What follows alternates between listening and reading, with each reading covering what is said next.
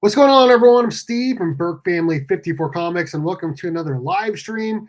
In today's video, we're going to be talking about some comic book news, Deadpool and Wolverine. We're going to talk about House of the Dragon, Season 2, the finale, and a few other things as well. Make sure you guys like, subscribe, and tell your friends.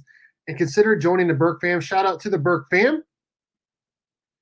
Dale of Suspense, Sector 2815, Circumstances, Beckerman, Legion of Comics, Mike V, Jade, Panda, MSG Comics, Alan, Carlito, Organ Wyme, Collectibles to Astonish, and Berto Flash 6792. Thank you guys so much for supporting the channel. If you guys want to support my channel, click the join button below. Become a Burke fan member for just $1.99. So there's lots to talk about. Let's get right into it. I'm assuming most people will watch this on the rewind, and that's great, because I know there are other people live right now as well. So let's get right into it. Comic news this week. Today's Monday, August 5th, 2024. Deadpool and Wolverine opened about 10 or 11 days ago. It's made $824 million on a budget of $200 million, but that feels pretty low. I feel like that budget's going to be higher than that. But this movie, it's going to get over $1 billion. It might even hit $1.5 billion. Right now, the audience score is a lot higher than the critic score, which is to be expected with the amount of cameos in it. Now, I feel like with the movie being out for 2 weekends in a row at this point, it's fair to talk about some spoilers in the movie. I gave my review. I thought it was a 9 out of 10. Fun movie, but it didn't have the best story. Now, I posted a short today with some set photos that were released online showing spoilers. So click away if you don't want to be spoiled. Showed Wesley Snipes as Blade, Channing Tatum as Gambit, Jennifer Garner as Elektra, Daphne Keene as X-23. I don't think I posted any of Chris Evans as the Human Torch, but obviously that was in a movie as well. That was a funny bit when he thought he was going to say Avengers Assemble, and he said Flame On instead. As everyone knows, he played multiple Marvel characters. I still think it was a fun movie. I feel like the jokes landed very, very, very well. Still feel like the story was not the best, but it's still a great movie. The ending when Hugh Jackman puts on the Wolverine mask for the first time ever was fantastic. The Henry Cavill and short Wolverine with Hugh Jackman at the beginning when they're going through all the different Wolverines was fun. Seeing Wolverine about to fight the Hulk was great as well. They did this movie good. They did this movie right. It was a lot of fun, and I really enjoyed it. So $824 million. It's going to hit probably double that. It's going to make Marvel a lot of money. Now, it feels like Marvel is figuring out we need to hit the nostalgia, bring back a lot of these characters that everyone liked. We saw that with the third Spider-Man movie. We're seeing that with Robert Downey Jr. coming back as Dr. Doom. We saw that here with Deadpool and Wolverine. It is a recipe for success for Marvel, and it is working out well. Now, how does that translate into long term? Not so good, if I'm being completely honest, because you still have those characters that not that many people care about, honestly. But if you can bring them out for a movie or two, make yourself a ton of money, by all means do that. And that's I guess what they're deciding is the best case for them right now, as Kevin Feige has basically said that Phase 4 was a failure. So I don't know. I enjoyed the movie, but we'll see where they go from here. House of the Dragon Season 2, the finale aired last night, Sunday, August 4th. It was the second worst rated episode in the entire history of the Game of Thrones universe, consisting of the first 8 seasons and then the first 2 seasons of the House of the Dragon. It was a pretty lackluster finale, in my opinion. I gave it a 4 out of 10. Basically, nothing happened. Like, it all feels like they're about to fight at the very end, but they cut to it in typical Game of Thrones fashion. So we'll see where we are with episode 1 of season 3. Now the writer George R. Martin, I think he said these are the 4 seasons or 6 seasons to get to everything if they had 10 episodes. Now, there was only 8 this season. So I thought it was a pretty good season overall, but I didn't enjoy the whole Damon thing. There was really only one battle scene the entire season. Lots of cliffhangers at the end of episodes to get people wanting more. But overall, I mean, it was a good season, but not very much happened. It feels like. I mean, outside of Rhaenys dying in that whole scene, and that was the best. That was the best episode, probably the entire House of the Dragon first 2 seasons. But outside of that, I mean, I don't know, man. I don't know. There was a lot happening that was kind of boring, and I don't know. But the finale sucked. I'll be honest. The finale sucked. What up, dude? How you doing? Just got done talking about Deadpool and Wolverine making $824 million. Feels like the Marvels, like Marvel and Disney, feels like the best way they can make money is by bringing back the nostalgia characters, and that's going to work out for the short term, but it's not going to work out for the long term, in my opinion. So I don't know. I don't know if you guys feel the same way or not, but I don't know. Darn it, man. I'm sorry. Okay, let's move on. House of the Dragon season 2 finale, not the best. Let's move on to Batman the Caped Crusader. The series is doing very well, 97% on Rotten Tomatoes, but the audience, there's a mixed bag there. Now, me personally, I've seen the first 4 episodes. I've liked 3 of them a lot. The other one, episode 3, was not the best, but episode 4 felt very much like Batman Year 1. They're trying to catch the Batman, and they're willing to do almost anything to do it. I love the aesthetic of the series. I love the Batman voice. But if we're being completely honest, it does feel like they've changed a lot of characters in a lot of ways. And for the most part, I haven't really cared that much, but there are some people that probably do care, and it is tough right now in Hollywood for movies and shows and all of that to be a straight white male. So I don't know. I'm all about inclusion, but I'm not sure everyone else is. Maybe that's why we have a 61% for audience score. I've not seen every episode. I've only seen the first 4. I have enjoyed it. Episode 1 and episode 4 were probably the 2 best for me. But I'm looking forward to watching the rest of the series. I'm trying to do 1 a day and review it on the YouTube Shorts and on my page as well. As you guys are seeing, I'm reviewing everything right now, man. I'm reviewing everything. I'm reviewing comic books, movies, TV shows, all of that. I'm trying to put out the reviews out there, see what people think. So episode 4 was peak, drops off from there, in my opinion. That's not good. That's not good at all. We'll see what happens. I was not a huge fan of them changing the Penguin in episode 1. I mean, it worked out okay. Like, it was a really fun episode. I did like it, but I don't know, man. They've changed a lot. They have changed quite a bit. So, hey, we got a $4.99 super chat from Flo. I feel like it was review bomb because the show is amazing. It's a great take. It is a good take. It's a refreshing take. It's a modernized take, despite the whole 1930s and 40s and 50s vibe, right?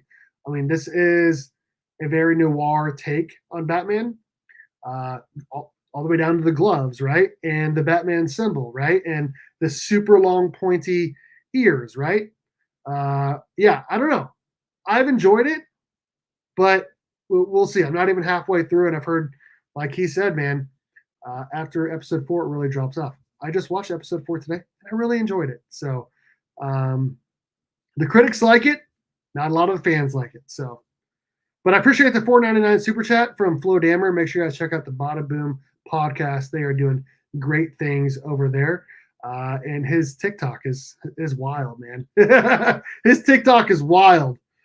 People say it doesn't matter, but I bet if Black Panther was changed to White Panther, people might have something to say. I mean, it, it's hard to it's hard. Well, first off, Black Panther is a character, right? So I mean, that's been around since FF52 in the 60s, right? But I see what you're saying there. I see what you're saying there. They've changed a lot. They've changed a lot. If you watch the show, you know what I mean. I'm not going to comment any other than that. I've still really enjoyed the show. Overall, I feel like I would probably give it through episode 4, 1, 2, 3, and 4. I would rank them episode 4, episode 1, episode 2, and episode 3. That's how I'd rank them. Overall, I'd probably give this series 8 out of 10. 8 out of 10. So I don't know. We'll see. We'll see where they go from here. I don't mind female penguin, but I find her believable.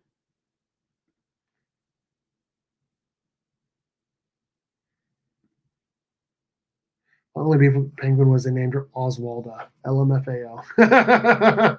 Talk about her son, right? The Archie looking Mad Magazine guy that was killed in the first episode. She killed her own son. But he did look pretty guilty. He wasn't, but he did look guilty for sure. Thanks again, Flo, for the $4.99 super chat. You are amazing, sir. But yeah, I mean, I've enjoyed it. I've enjoyed it, and I'm gonna keep watching at least one episode a day. Hopefully, there was one day I didn't watch one. I think it was yesterday. But I'm gonna keep reviewing them. Put them on the page. Put them on the YouTube Shorts. Though it feels like most people like the movies more. Like my best shorts are people that like the Superman movie coming out and Deadpool and Wolverine. Like those shorts are going crazy, while my reviews of episodes are not. So that's okay. I mean, like I am enjoying doing what I do. Like as someone who has this YouTube channel with 4K subs, like it's nice to see like videos that I know will do well, actually do well, like that the comic book investments video. I knew it was going to do well, though I disliked making it. It took a long time to make.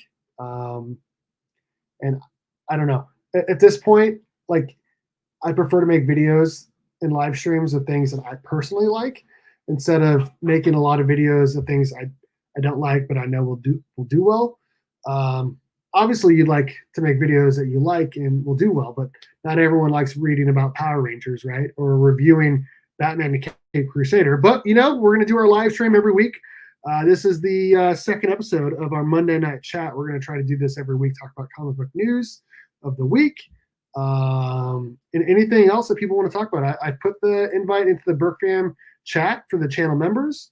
The last 2 weeks, no one's joined, but that's okay. YouTube is fun. I've been doing a personal channel, and the response has been great. Everything I've been doing on my phone. Yeah, so I started my YouTube channel January 2019. I'm on the verge of recreating my first video. I talked about doing this for a while. I actually want to recreate my first couple of videos, and I feel like it'd be a lot of fun. Every one of my recorded videos, except for maybe 1 or 2, were shot on my phone. And I mean, it's done enough to get me, a couple subs here and there. I know that Jim Mint Collectibles was shooting videos on his phone until he was like 80 or 100K subs. So, I mean, whatever you can do to get some videos and content out there, it's going to work, man. And always make sure you're doing it because you like doing it and because you want to have fun. Once you start making it a job, which obviously you can be monetized and all that, but once you start making it a job instead of doing it because you like doing it, that's when things kind of go sideways. So, in my opinion, but good luck to you and your personal channel and the Bada Boom podcast. Let's move on. COBRA Kai Season 6, Part 1. That came out 2 weeks ago. My wife and I binged the 5 episodes that came out over the weekend. It was a lot of fun. Not amazing by any stretch. In fact, I would find it to be probably the worst of the or the 6 seasons so far, in terms of the first 5 episodes. I found myself not really paying attention sometimes. Um, I was not a fan of how they picked who was going to represent them in the tournament. Watch episodes, you know what I'm talking about. I'm gonna try not to like say too much. I would have preferred they picked the other ones, but we'll see what happens. It did leave you on a cliffhanger as it goes into part 2, which I think comes out in November. And then I've heard there's going to be a part 3 coming out next year. Um, you know, Critics give it a 79, audience 84. I'd be lower than that. I'd give it like a 6.8 out of 10. Still good. Hey, what's up? How's it going, man?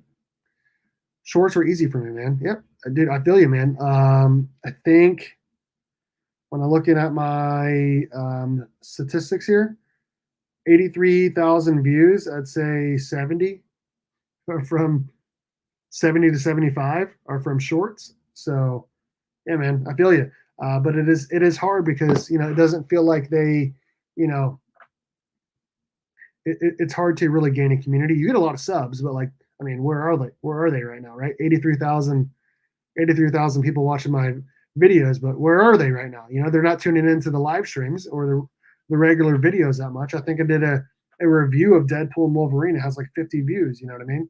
So it's tough out here for sure on the YouTube land. I know that a lot of those bigger YouTubers are leaving like bigger channels like Donut Media and Hoonigan and other bigger ones, and they're starting their own channels, right? So I don't know. Back to this though, Cobra Kai. I still enjoy it, not as much as I did when it first came out. Like the first season was amazing, first and second season, amazing, right? And it is hard to keep that momentum up for 6 seasons, right? And shout out to them for getting the 6 seasons, going from YouTube. YouTube Red, I think, is the first season owner, and then going over to Netflix after that. Shout out to them for getting the 6 seasons. So, Cape Crusader is a max 6 out of 10. Once again, the critics have sold out. I don't know. I don't know what to say, man. I've enjoyed it more than that, but I guess you've seen all the episodes and I have not. So, if you hear any music in the background, hopefully I don't get any copyright strikes because my daughter is playing some Disney music and singing and dancing. So we'll try to get to this. We'll try to end this quickly here because I know there are other people live, and I know people have a lot of things going on. So last thing up here, I want to talk about some comic books that I am reading right now. I have a huge stack. In fact, this whole stack right here, I still need to read. Like it's a massive stack, right?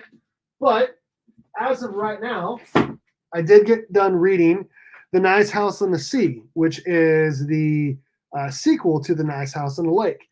I didn't really enjoy it that much. I felt like I was pretty nice by giving it a 6 out of 10. I don't know. I don't know. The ending was fun, but like the rest kind of sucked, man. I'm not gonna lie.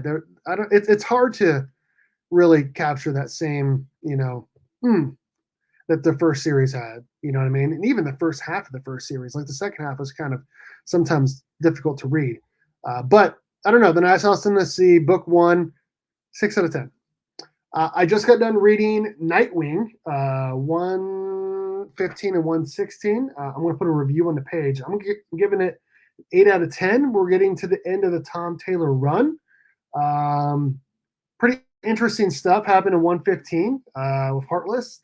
They're blaming it on Dick Grayson. And in 116, he's going somewhere else to try to get someone to help him with his situation, while Batman is trying his best to fix the situation in Bloodhaven at the very end. So I'm giving it an 8 out of 10.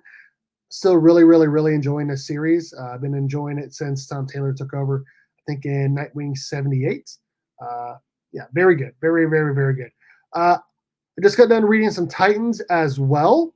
I'm giving it a 7 out of 10. I don't know, man. I kind of want it to be better than it currently is. And it's just not the best, but I still enjoy it because I'm a huge, huge, huge Titans fan. So I don't know. Some of the villains that the Titans have are not like amazing, so it feels like it's hard to get like super excited about certain issues.